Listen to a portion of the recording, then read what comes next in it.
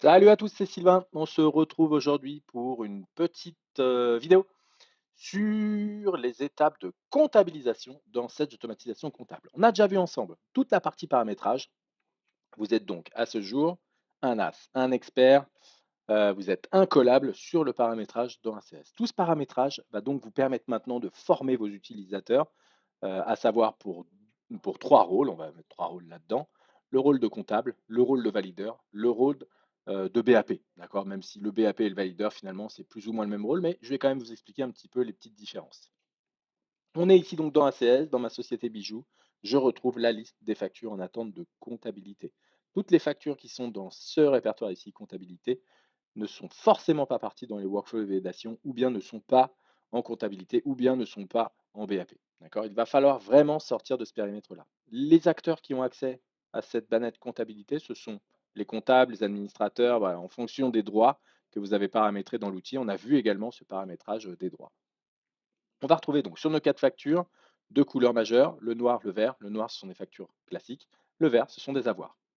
Pour la comptabilisation, on va simplement ici cliquer sur le petit stylet qui va avoir pour effet de m'ouvrir cette fenêtre qui va me détailler ma facture avec mon en-tête et le détail de mes lignes au niveau de ma facture. Je vais avoir un premier contrôle de doublon, donc c'est à ce moment-là que ça se fait quand l'automatisme ouvre la facture. Donc là, je vois que bah, j'ai un doublon qui a été détecté, hein. Alors je peux complètement interdire le fait d'aller plus loin. Là, en l'occurrence, ce n'est pas le cas parce que comme c'est une base de démo, on va faire quelques doublons. Donc le comptable va vérifier tout l'en-tête de la facture. On va commencer par le compte tiers avec un premier contrôle. Est-ce que le RIB qui a enregistré sur la facture est identique au RIB qu'il y a dans la comptabilité? Donc ça, c'est hyper intéressant. On a trois codes couleurs, le vert, le jaune, le rouge. Le rouge, ce n'est pas identique. Donc là, il y a une erreur. Le jaune, c'est que ce n'est pas renseigné dans Sedge. Et le vert, c'est que a priori, les deux correspondent bien. On va retrouver le numéro de facture, la catégorie de document, les services, le journal, la référence, le type, donc facture ou avoir, le mode de règlement, la date de facture, la date d'échéance, le libellé et des informations libres qu'on va pouvoir remonter de Sedge, hein. Pareil, je vous ai expliqué dans une vidéo comment on faisait pour intégrer cette notion de champ libre qu'on va pouvoir récupérer dans Sedge, notamment date de début, date fin pour la périodicité et le calcul automatique des charges à régulariser. C'est top, franchement, à mettre en place dans l'outil. Donc la date de facture, ici, on ne va pas se prendre la tête. On va prendre le 29 juillet, on va calculer la date d'échéance automatiquement. On va valider. Et donc ici, on va valider nos lignes qui sont ici, il n'y a pas de problème. Donc à partir de là, l'étape de comptabilisation est finie. Le comptable doit maintenant sélectionner une ou plusieurs options. Il peut avoir la possibilité d'envoyer en BAP. Ce n'est pas le cas ici, puisque certainement mon paramétrage ne me le permet pas, mais en fonction du paramétrage, on peut avoir une mise en BAP automatique.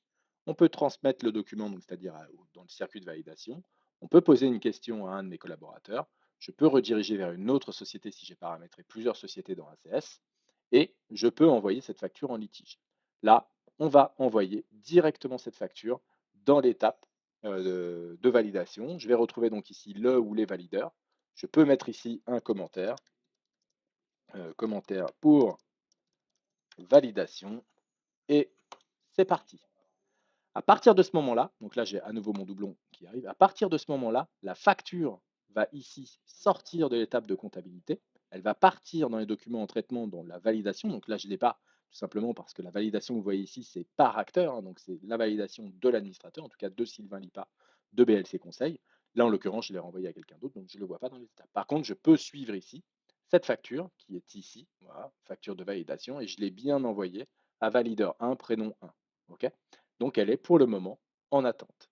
Également, cette facture-là, vous allez pouvoir la retrouver ici dans les visuels de synchronisation. En fonction des paramètres, mais on va dire que le paramétrage classique, c'est celui-ci, c'est de se dire que toutes les factures qui partent de la comptabilité, automatiquement vont être synchronisées avec Sage. D'accord? Donc, elles vont être synchronisées partiellement. Vous le savez, en fonction des étapes de validation, on va pouvoir mettre à jour la référence, la date d'échéance, l'analytique. Voilà, on va pouvoir faire des modifs dedans, le mode de règlement va changer et ainsi de suite.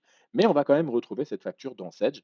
Et ça, on va le voir ici. Toutes les factures qui sont ici, donc dans le module administration, visuelle, synchronisation, ce sont les factures qui sont encore à cheval entre ACS et la compta. Donc on attend que le connecteur, que la synchro automatique du connecteur se mette en route et récupère cette facture pour l'envoyer en comptabilité. Voilà, vous savez tout maintenant sur l'étape comptable dans ACS. Il ne me reste plus qu'à vous souhaiter une bonne journée. Si vous avez la moindre question, n'hésitez pas, vous envoyez un petit commentaire en bas de la vidéo et je vous répondrai avec plaisir. Allez, à très vite, c'est Sylvain de BLC. Ciao.